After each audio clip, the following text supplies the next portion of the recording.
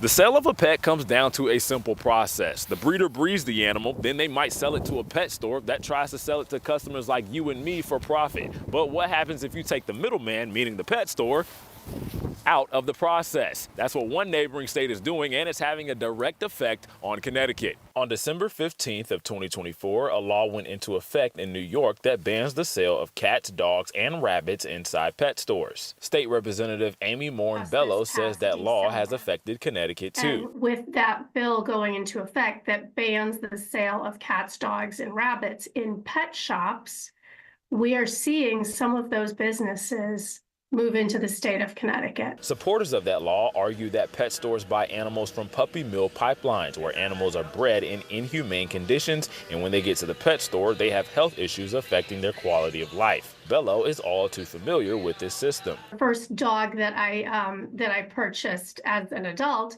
and we got the dog from a pet shop. He was a standard poodle. He was adorable. He had health issues from the get-go. Our vet suspected that they came from, his breeding, and that, he wasn't bred properly. Using that firsthand experience, Representative Bello is trying to protect consumers by passing a bill that would ban the sale of these animals in pet stores and stop the state from becoming a hub for pet stores selling these animals. So what we're trying to do is to limit that, but not limit pet ownership. People can still find a breeder and they can get any, a designer dog or a purebred dog that they're looking for through a breeder. Nilsa Rivera, a customer at All Pets Club in Wallingford, says she'd rather shop at a trusted pet store for her animals. We'd love to come to the pet shop to find a good pet, and a reliable place is a pet shop.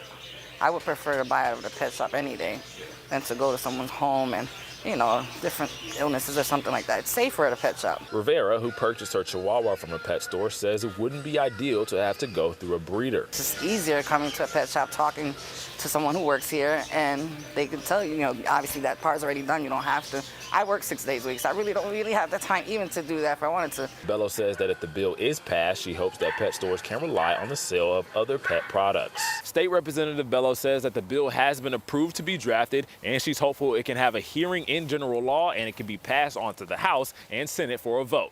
In Wallingford, Jamel Johnson, Fox 61.